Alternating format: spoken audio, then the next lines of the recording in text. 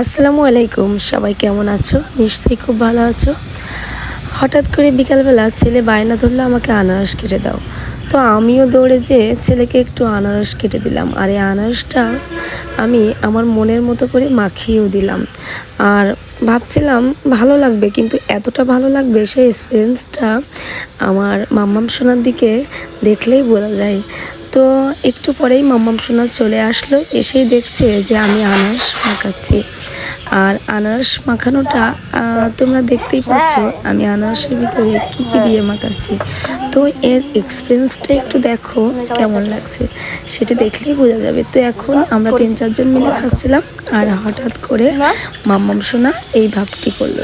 চলো দেখি। নাও শেষ করো, এবার একটু ঝোল খাও, একটু ঝোল খাও। আর লাগাই না, আর খেতাম না, পরে বাবা উঠলে কাটবো। বাবা উঠলে এমন টেস্ট করে বানাই দেবো আবার। না মামাম কোথায় গেলে? বাবাই উঠলে বানাই দেবো। বাবার এখন ডেকে উঠাই, তাই বানারস কাটতে হবে।